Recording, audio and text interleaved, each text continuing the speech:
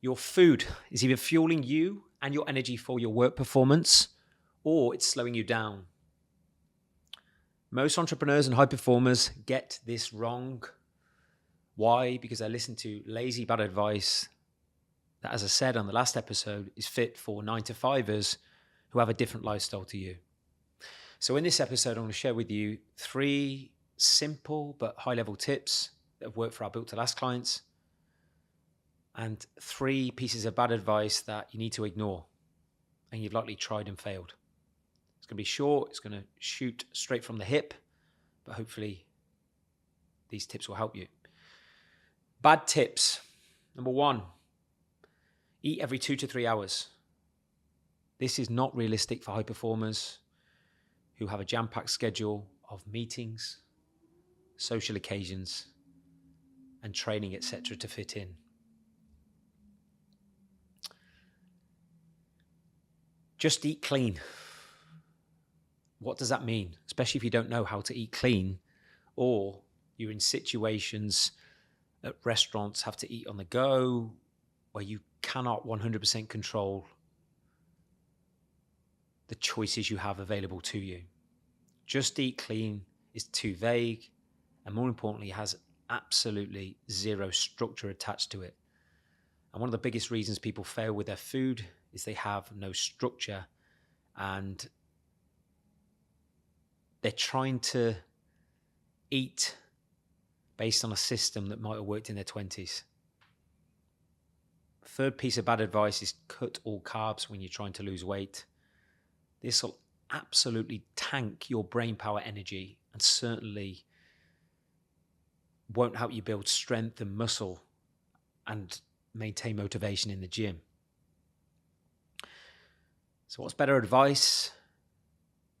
Firstly, create simple meal structure with your food.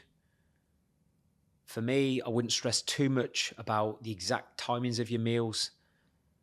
If you're anything like me, depending on the country you're in, the options you have available, what you're actually doing, you can't always eat at the same time. So whether you eat twice a day or 3 times a day, or have 3 intakes of nutrition in any way, focus on every time you eat, eating high protein rich meals based around real food, minimizing processed food and refined sugar. I've said this over and over again. If you did nothing else every time you ate, but had 2 palmfuls of protein, minimize processed food and refined sugar, you would naturally control your calories better and eat more foods that are increasing your energy and focus. Even if you're eating on the go, you might not always be able to eat 100% real food because there might be some minimal additives in certain foods. But I'm yet to be placed in a situation where you couldn't eat 90% real food where you were, or eat high protein. Secondly, don't avoid carbs. Look at carbs as a performance tool. They are the number 1 source of energy for your mental energy and your focus, and certainly in the gym. You can't have energy out without energy in. So even if you're trying to drop fat, by all means, keep your carbs low to moderate potentially, but not too low that you can't perform. How do you know if you've gone too low with your carbs? You're likely going low carbs for 2 to 3 days if you last that long, a week at most, and then you binge. Your blood sugar levels are all over the shop. You feel starving, maybe grumpy, and you have zero strength in the gym, and you're feeling tired across the course of the day. Don't avoid carbs, just eat the right carbs. Complex carbs, fruits, they're not bad. Remember, 1 gram of carb is 4 calories only. And if you're not eating good, wholesome, real food carbs, the likelihood is you're going to be full victim to binging with shitty carbs in the form of refined sugar and processed food. And there's nothing wrong with eating carbs at night, certainly if you train in the morning like many of our clients do.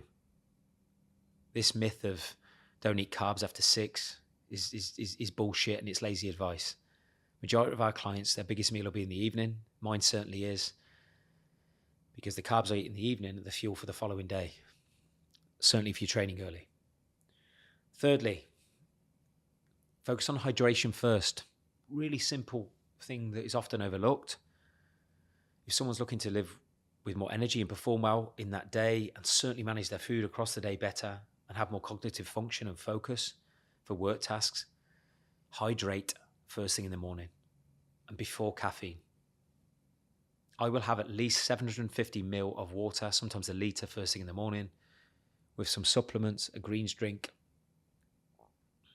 So no matter how the day goes, I won the morning just simply by having water, hydration, and it sets me up for the day. It doesn't cost anything. So habit stack, when you first get up in the morning, make sure that one of your first habits is drinking at least 750 ml of water. Most people underperform in the gym because they're dehydrated. Most people lose concentration because they're dehydrated at work. All right? So just to summarize, 3 things to focus on if you're struggling with your food and intake in any way. Create a simple meal structure, irrelevant of when you eat, 2 to 3 times a day, high protein, real food, minimize refined sugar. Secondly, look at carbs as a performance tool, not to avoid. And focus on hydration first. Really simple advice, irrelevant what time you get up. Okay? These 3 things, if you did nothing else, do that for a week to 2 weeks without negotiation, and watch how much better you feel. More importantly, watch your energy go through the roof and how much better you control your calories. As always, please subscribe if you haven't already. These episodes come every single Monday with myself and guests of things you can actually do and implement in the real world, especially if you are like me and many of our clients who love business, but also want to look the part, feel the part without compromising your lifestyle. Thank you so much. I'll see you next time.